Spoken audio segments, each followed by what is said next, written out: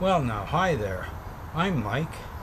My channel's called Bella's Vistas. Now our channel was named after our dog Bella, who spent 10 of her 11 years with us. And those 10 years she spent traveling all across Canada with us in our van, Canada and United States. She's seen a lot of places. Now somebody commented on one of my videos, how do you like the Olympus system? Are you satisfied with the Olympus and with the quality? Well, I have to answer with a resounding yes, I am. Now in this small bag here, I've got quite a complement of lenses. I've got the macro here, a little macro lens. I've got a 7mm, 7 to 14mm wide angle. And here we've got 300mm f4 with an MC20 2x converter on it. That takes it out to 600mm, which in conventional terms is 1200mm. So with these two lenses, I'm going from 7mm to 600mm. On 35mm terms, that would be 14 to 1200, and I can do a lot of work with those lenses. Of course, in the middle, I've got the other ones, the standby lenses. I've got the 40 to 150. That would be like 80 to 300, so that's a very useful format too. And let's see. Oh, and 12 to 40 is on my camera right now. That's a very good lens too. Now all these lenses are weather sealed. The camera is weather sealed. You can use them in all different kinds of weather. And another thing I have in here that I really like, this is the dot sight, the EE1 dot sight, which is very handy when you're using the super long lenses. It's hard to find your subject, so the dot finder can really help. And I've had some excellent shots with that. Pictures of kingfishers with crayfish in their mouth, things like that. Here I'm using my longest setup, the 300mm with the MC20, to photograph a kingfisher with a crayfish. Now in the past I used to shoot with 35mm 120, like 6x7 format, and also the 4x5 inch view camera. And I traveled all across Canada for years and years with a huge case full of 4x5 equipment, spot meters, averaging meters, all kinds of equipment. And I'm very happy with this. If you need to, you just reach in your bag, pull out a flash, put one flash on top of the camera, put another flash over here. Got a mini studio set up really quickly. Here's a wide-angle portrait that I shot with the Olympus in Old Montreal. It's very good equipment.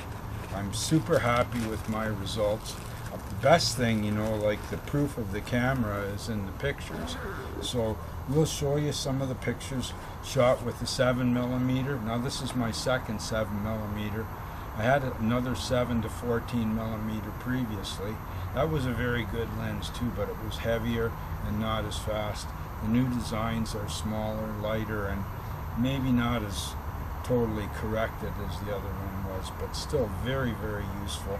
And it's easy enough to carry the equipment around. I'm so happy with that.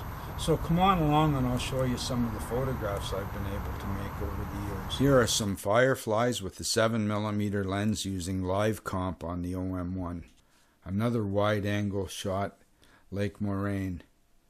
Lake Moraine in HDR, beautiful picture. Well now, here I am in my living room, kind of surrounded with some of our work.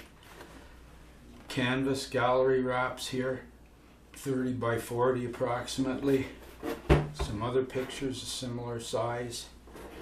A little smaller print here on canvas. The gallery wraps are stretched, but this is dry mounted canvas and then dry mounted. It's a really good technique, really. It's a lot lighter and it's in a conventional frame. So yeah, I have to think that Olympus makes pretty good prints. Per se, beautiful shot there with the wide angle. In Newfoundland, look at that. Wow, you don't see that angle very often. Here's a beautiful sunrise near Yellowknife with the 7mm. Another 7mm shot here, beautiful. Now for this image, let me tell you, starry sky focusing really helped. Olympus has that feature of focusing on the stars. It takes a little while to get your focus nailed in, but it really works well. So much easier than the push and check and check and check and focus and move. So the starry sky focus worked really well there. This is with the 7mm lens, and this is a big canvas print. I'm really happy with this print. Here's the Milky Way at 7mm, another 7mm shot of the galaxy, the Milky Way. Here I am pointing my camera east and using live comp. Bristlecone pine trees, wow.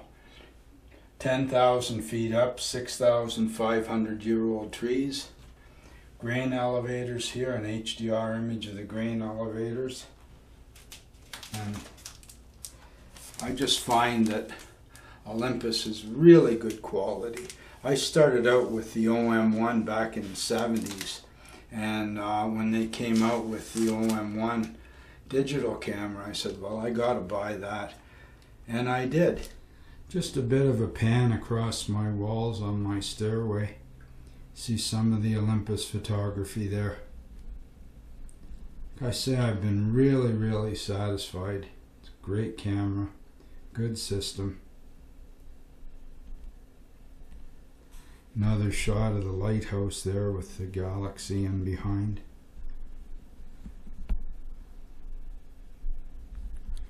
Another wide-angle 7mm shot of the Northern Lights. I had so much fun with the Northern Lights in the far north. There's our van with the big trees in the Northern California forest. Here's a 7mm shot of Kluane Lake in the Yukon. Fabulous. Dawson City buildings. Columbia ice fields. Here's a church in Taos, New Mexico, the St. Francis Church of Assisi, Taos, New Mexico. Horseshoe Bend, Arizona. The 7mm comes in really handy for things like this. Wow. Here we are along Highway 1 getting a shot of a beautiful location. 7mm is a nice wide-angle lens, I tell you. It's really beautiful. Here's an HDR picture with the 7mm lens. I'm amazed by these ice sculptures. A 12mm shot using live ND. Beautiful shot at sunset. Another wide angle shot here. Wow, not quite as wide. 14mm with the 7-14. Here's live comp bringing in the stars. Wow, look at these. 7mm really makes an interesting shot. Here live ND softens the water for us. A wide angle shot of the train. 10mm wide angle shot. Here we are 13mm with the 7-14. Now we're going to move back to the long lenses. Here's a 300mm lens.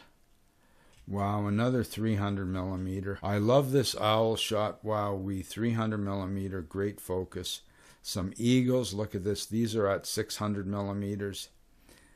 It's a great lens, 300mm, and the MC20 pulls you right in there. Look at this snowy owl. It's not quite as fast to focus with the MC20 on the 300mm lens, but it's pretty good, and you can get closer than you would otherwise. Look at this, wow, a fish, that's for sure. Here we go just with the 300mm. I love this shot. This is backlit. 300mm and the MC20. 600mm really is handy. Really is. It works great a lot of times. Look at there, the baby eagle and the mother eagle. Couple hawks in a tree. That was amazing. That was with the 600mm. Another 600mm shot here. There you go. These birds were fighting. Well, now, at the end of the day, I guess I'd have to say that I'm very satisfied with the Olympus OM-1.